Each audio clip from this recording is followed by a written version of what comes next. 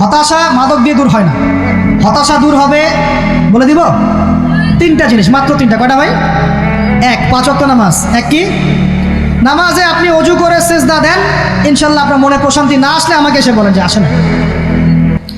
চোখের পানি, মনের আবেগ যা আছে আপনার ভিতরে, কষ্ট, দুঃখ, যন্ত্রণা, সব আল্লাহকে ঢেলে দিবেন ইনশাল্লাহ। নিজের আবেগ ধরে রাখবেন এখানে, আপনি আল্লাহর জন্য ঢেলে দিবেন। মানুষকে আবেগ দেখা কি না? মানুষ আপনার চোখের পানির মর্ম বুঝবে? মানুষ কি মানুষের চোখের পানির মর্ম বুঝে? আপনার পিতা যদি মারা যায়, আমার কাছে এসে দোয়া চান, কান্নাকাটি করে, আমি দোয়া করতে পারবো, কিন্তু আমি কিন্তু আপনার ফিলিংসটা বুঝতে পারবো না। আপনার অনুভূতি কে বুঝতে পারবেন? আল্লাহ পাক আপনার ঘাড়ের রগের চেয়েও কাছে আছে। সুবহানাল্লাহ, সুবহান, আল্লাহ পাক ঘাড়ের রগের চেয়ে কাছে আছে। গতকালকে বাংলাদেশের একজন বরেণ্য আলেমের সাথে একটা কনফারেন্সে ছিলাম। উনি বলছিলেন যে এক ব্যক্তি, এটা শোনেন, এক ব্যক্তি খুব তার শখ যে তিনি সাহাবীদের মতো নামাজ পড়া শিখবেন। কথা বুঝতে পারছেন? সাহাবীদের মতো নামাজ শিখবেন। তো একজন বরেণ্য আলেমের কাছে এসেছেন, এসে বলছেন যে আমাকে সাহাবীদের মতো নামাজ শিখিয়ে দেন। তখন সেই আলেম আরেকজন আলেমের সন্ধান দিয়েছেন, যে তুমি তার কাছে যাও, তিনি শেখাবেন। তো সেই ব্যক্তি একটু অবাক হয়েছেন, কারণ যাকে প্রশ্ন করেছিলেন তিনি অনেক বড় মুহাদ্দিস, আর যার কাছে পাঠানো হচ্ছে তিনি অত বড় মুহাদ্দিস নন, কিন্তু আবেদ, আমল করেন। তাকে গিয়ে বলছেন উনি আমাকে পাঠিয়েছেন সাহাবী বলা নামাজ শিখিয়ে দেন। তখন তিনি বলছেন ঠিক আছে, সুন্দর করে অজু করে আসো, সুন্দর করে অজু করে আসো। অজু করার সময় খালি খেয়াল রাখবা যে আমি অজু করছি শুধু আল্লাহর সন্তুষ্টির জন্য। কি খেয়াল রাখবেন? অজু করছি শুধু আল্লাহকে রাজি খুশি করার জন্য অজু করছে, আর কোনো উদ্দেশ্য নয় আমার। অজু করতে যাচ্ছে, তিনি আবার বলছেন দাঁড়াও, শুধু আল্লাহকে রাজি খুশি করার জন্য অজু করো। আবার শুরু করছেন, আবার বলছেন শোনো, শুধু আল্লাহকে রাজি খুশি করার জন্য অজু করো। এভাবে বলতেই আছেন। নামাজে দাঁড়িয়েছেন, দাঁড়ানোর আগে বলছেন শোনো, শুধু আল্লাহকে রাজি খুশি করার জন্য নামাজ পড়ো। বলতেই আছেন, বলতেই আছেন। এক পর্যায়ে সে ব্যক্তি নামাজ শুরু করলো, নামাজে মনোযোগ এদিক ওদিকে যায়, আর তার মাথায় এটা আসে, এই শুধু আল্লাহকে রাজি খুশি করার জন্য আমাকে নামাজ পড়তে হবে, শুধু আল্লাহকে রাজি খুশি করার জন্য নামাজ পড়তে হবে। এই চিন্তা তার মনের মধ্যে ঘুরপাক খাচ্ছে, ঘুরপাক খাচ্ছে। এভাবে নামাজটা সে শেষ করেছে। শেষ করে চিন্তা করছে যে নামাজ তো পুরোপুরি মনোযোগ দিতে পারলাম না। বারবার মাথার মধ্যে এরকম চিন্তা আসছে, আল্লাহ আমাকে তো মাফ করে দাও, নামাজটা আমার মনে হলো না ঠিক মতো। তখন সে ফিরে এসে তার সে ওস্তাদকে বলছেন আমার তো নামাজ এরকম এরকম করে পড়লাম, কিন্তু শেষমেশ মনে হলো যে নামাজটা হয়তো কবুল হয় নাই। আল্লাহর কাছে খুব মাফ চাইলাম, আল্লাহ আমাকে মাফ করে দাও, নামাজটা মনে হলো না। তখন সেই যে প্রথম ব্যক্তি যিনি পাঠিয়েছেন তিনি বলছেন এটাই হলো সাহাবীওয়ালা নামাজ। তারা আল্লাহকে রাজি খুশি করার জন্য নামাজ পড়তেন, নামাজ শেষ করে আল্লাহর কাছে ইস্তেগফার করতেন, আল্লাহ কিছুই হলো না, কিছুই হলো। আমার কথা কি বুঝতে পারছেন? অতএব আল্লাহকে রাজি খুশি করার জন্যে আপনি আপনার আবেগ, আপনার ইবাদত সব ঢেলে দিবেন, অন্য কারো কাছে কিছু পাওয়ার আশা করবেন। আমাকে আল্লাহ পাঠিয়েছেন দুনিয়াতে নামাজ পড়তে, রোজা রাখতে, দিনের প্রচার করতে, দিনের জ্ঞান অর্জন করতে, এই তো। তা আমি একজন মেয়ের জন্য জীবন নষ্ট করে দিব কেন? আমি তাহলে আল্লাহর কাছে কি মুখ দেখাবো, আর নবীর কাছে কি মুখ দেখাবো? ওখানে গিয়ে বলবো আল্লাহ আমি আমার অমুক প্রেমিকার জন্য আশায় হয়ে একদম জীবন দিয়ে দিয়েছি, আত্মহত্যা করেছি। গেছে ভাই, যাইতে দেন। যে ব্যক্তি আপনার অবস্থানকে মূল্যায়ন করে নাই সে আপনার যোগ্য ছিল না। এখন আপনি কি করবেন? নিজের অবস্থান উন্নত করেন, আপনার পিছনে লাইন ধরে ঘুরবে ইনশাআল্লাহ। এটাই বাস্তবতা। দুনিয়া খুব খারাপ জিনিস। মানুষ মানুষের অবস্থানকে মূল্যায়ন করে, মানুষ মানুষের অবস্থানকেই মূল্যায়ন করে, কিন্তু আল্লাহ রাব্বুল আলামিন আপনাকে সর্বাবস্থায় ভালোবাসেন। আলহামদুলিল্লাহ। এই যে আমরা এখন অনেক পাপ করছি না, আল্লাহ কি আমাদেরকে আযাব দিয়ে ধ্বংস করে দিয়েছেন? আল্লাহ পাক এখনও আমাদেরকে ভালোবাসেন, রহম করেন, অপেক্ষায়, আল্লাহ পাক অপেক্ষা করছেন কখন তওবা করবে, আমি তওবা কবুল করব। এই কখন আমার বান্দা খালি একবার বলে আস্তাগফিরুল্লাহ, আল্লাহ পাক সাথে সাথে মাফ করে দেবেন। আর সেই আল্লাহকে ভুলে আপনি কার পিছনে ছুটছেন? আমরা কিন্তু নিয়াত করতে পারি ভাই যে আমরা যারা ওয়াজ শুনলাম জীবনে কোনোদিন সিগারেটে হাত দিব না ইনশাআল্লাহ। রাজি আছি ভাই? অন্য বড় বড় জিনিস তো বহু দূরের কথা। আচ্ছা, অনেকে রাজি হয় নাই কেন? আপনারা কি অলরেডি আসক্ত? আমি অনেক ভাইকে দেখেছি মাশাআল্লাহ ইফতার খুলেই একদম বেনসন টানা শুরু করে। হ্যাঁ, এটা যে হারাম আপনাদের কেউ ওয়াজ করে শোনায় নাই? এটাকে কি মনে করেন আপনারা, হারাম না হালাল? কেউ বলেছে মাকরু, নাকি মাকরু ফতোয়া দিয়েছেন? মাকরু শব্দের অর্থ জানেন আপনি? মাকরু শব্দের অর্থ কি একটু শোনেন। সূরা বনী ইসরাইল খুলবেন। কোন সূরা? সূরা বনী ইসরাইল। আল্লাহ পাক বলছেন আমি বনু ইসরাইলকে এই কাজগুলো করতে নিষেধ করেছি। কোন কোন কাজ? জেনা করো না, জেনার ধার কাছে যেও না, এতিমের মাল আত্মসাৎ করো না, শিরিক করো না, ইত্যাদি। যারা আলেম আছেন তারা আমার কথা বুঝবেন। এই কাজগুলোর পরে আল্লাহ পাক বলছেন যে এই প্রত্যেকটা কাজ আল্লাহর কাছে মাকরুহ, অপছন্দের। কিসের? অপছন্দ। তাহলে এটাকে আপনি সহজ মনে করছেন? নিয়াত করি আল্লাহ পাক আল্লাহ পাকের সন্তুষ্টির জন্য আমরা কোনোদিনও মাদকের সাথে সম্পৃক্ত হব না ইনশাআল্লাহ। আর বিশ্বাস করেন, শুধুমাত্র মাদকদ্রব্য নিয়ন্ত্রণ অধিদপ্তর এই আইন কানুন এগুলো দিয়ে জরিমানা দিয়ে মানুষকে মাদক ছাড়ানো যাচ্ছে না, যাবে না। কেন যাবে না এটা আপনারা খুব ভালো করেই জানেন, আমি বলতে চাচ্ছি না। অনেক সময় মাদক বিরোধী কনসার্ট করে মানুষ, মাদক বিরোধী কনসার্টে ওঠার আগে এক বোতল ডাইল খেয়ে আসে আগে। এগুলো কি বাস্তব কথা বলছি না অবাস্তব কথা বলছি? আমাদের যুবক ভাইরা কোশ্চিনকালেও মাদকের ধার কাছে যাবেন না ইনশাআল্লাহ। একটা হাদিস খালি মনে রাখেন, এই হাদিসটা মনে রাখেন। নবী সাল্লাল্লাহু আলাইহি ওয়াসাল্লাম বলেছেন, কেউ যদি মাদকদ্রব্য সেবন করে তার 40 দিনের নামাজ কবুল হবে না। সিগারেট একটা খেয়েছি, 40 দিন নামাজ নাই। এরপর যদি সে তওবা করে আল্লাহ মাফ করে দিবেন। আবার যদি মাদক খায় আবার 40 দিন কবুল হবে না। যদি আবার তওবা করে আল্লাহ মাফ করে দিবেন। আবারও যদি খায় আবারও 40 দিন কবুল হবে না। আবারও তওবা করলে আল্লাহ আবার মাফ করে দিবেন।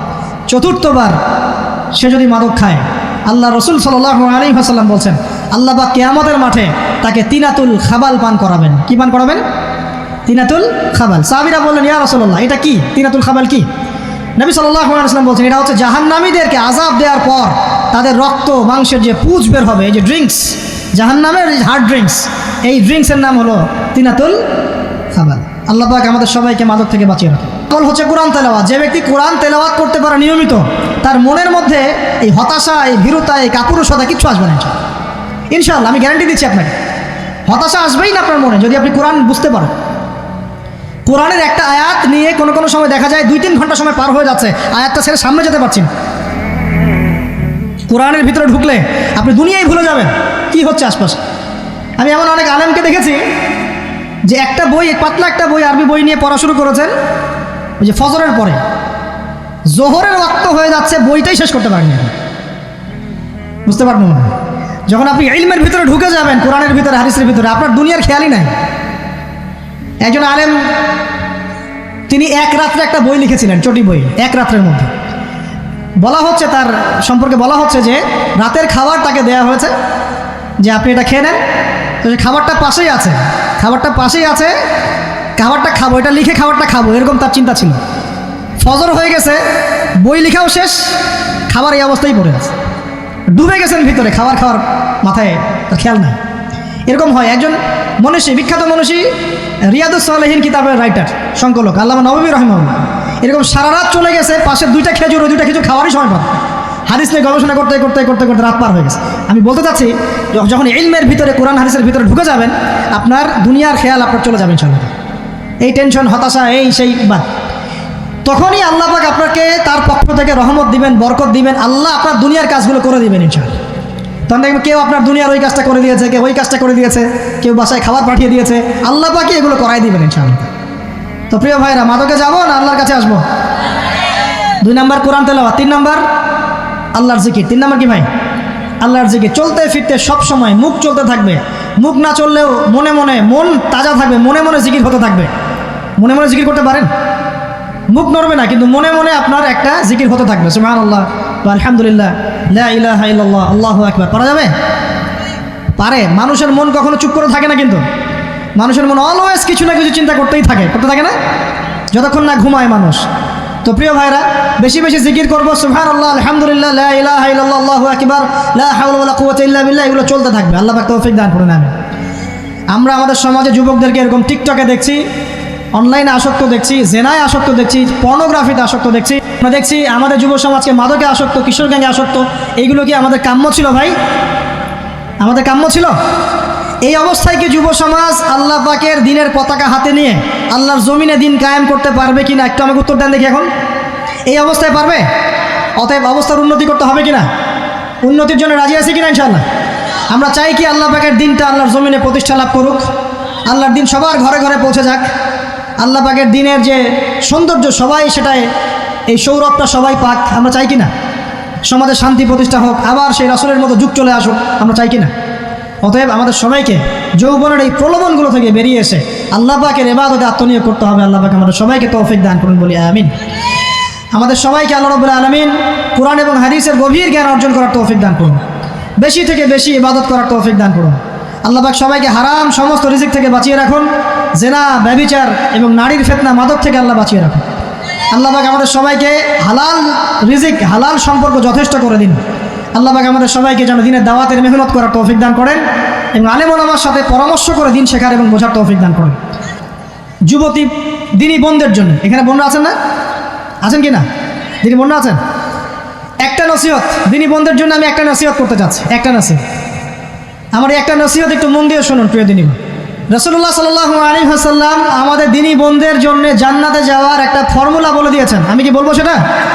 আচ্ছা, রাসূলুল্লাহ সাল্লাল্লাহু আলাইহি ওয়াসাল্লাম বলেছেন আমাদের দিনী বোনেরা, আমাদের মায়েরা, এই নারী জাতি মাত্র 4টা কাজ করলে জান্নাতের যে কোনো দরজা দিয়ে ইচ্ছা প্রবেশ করতে পারবেন। খুশি হন নাই? কয়টা কাজ? মাত্র 4টা। এক, যদি আমাদের দিনী বোনেরা 5 ওয়াক্ত নামাজটা ওয়াক্ত মতো পড়ে, আল্লাহ পাক তৌফিক দান করুন, বলি আমিন। 2 নাম্বার, যদি তারা রমাদান মাসের রোজাটাকে ঠিক মতো আদায় করতে পারে।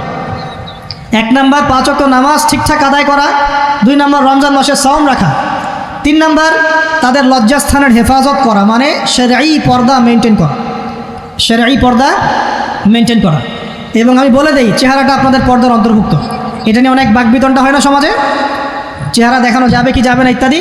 চেহারা আপনার পর্দার অন্তর্ভুক্ত বিষয়, ফুল স্টপ। এর উপরে ফতোয়া অনেকভাবে দিচ্ছে, কিন্তু বরেণ্য উলামায়ে কেরামের কিতাবগুলো ঘাটাঘাটি করেন, তাদের ফতোয়া হচ্ছে চেহারা আপনার পর্দার অন্তর্ভুক্ত বিষয়, চেহারা ঢেকে রাখবেন, আল্লাহ পাক তৌফিক দান করুন। চোখ থাকবে খোলা, ঠিক আছে। 4 নাম্বার, স্বামীর আনুগত্য করতে হবে। স্বামীর আনুগত্য, এই যে আনুগত্য শব্দ শুনলেই মানুষের একটা মানে নেগেটিভ ধারণা তৈরি হতে পারে। স্বামীর আনুগত্য মানে কি আমি তার দাসত্ব করব? আনুগত্য মানে, প্রিয় দিনী বোন, আনুগত্য মানে দাসত্ব নয়। আনুগত্য মানে কোরআন সুন্নাহর যে বিধানগুলো আপনার স্বামী আপনাকে পালন করতে বলবে, আপনি সেগুলো করবেন, আপনি করতে বাধ্য। কিন্তু স্বামী যদি কোরআন সুন্নাহর বাইরে কিছু করতে বলে, সেটা মানতে আপনি বাধ্য নন। স্বামী যদি আপনাকে বলে যে সুদ খাও, এই সুদি এনজিওতে আসো, নাম লেখাও। স্বামী যদি আপনাকে বলে যে আসো বেপর্দায় বাইরে যাই, সাজুগুজু করে বের হও, চলো ঘুরে আসে বেপর্দায়। স্বামী যদি বলে দেবরকে একটু খাবারটা দিয়ে আসো, আমার অফিসের কলিগ আসছে, খাবার পরিবেশন করো, আসো ডাইনিংয়ে আসো, এই যে হারাম কাজ, বেপর্দার আদেশ করছে, সুদের আদেশ করছে, আপনি সেগুলো পালন করবেন না। কিন্তু হালাল বৈধ যে কোনো বিষয় আপনি স্বামীর আনুগত্য করবেন, এটা আপনার উপর ফরজ। এই 4টা কাজ যদি আপনি করতে পারেন, জান্নাতের যে কোনো দরজা দিয়ে ইচ্ছা আপনি প্রবেশ করতে পারবেন ইনশাআল্লাহ। আল্লাহ পাক আমাদের দিনী বোনদেরকে এই 4টা কাজ করার তৌফিক দান করুন। আমাদের সবাইকে আল্লাহ পাক জান্নাতের জন্য কবুল করুন, বলি আমিন।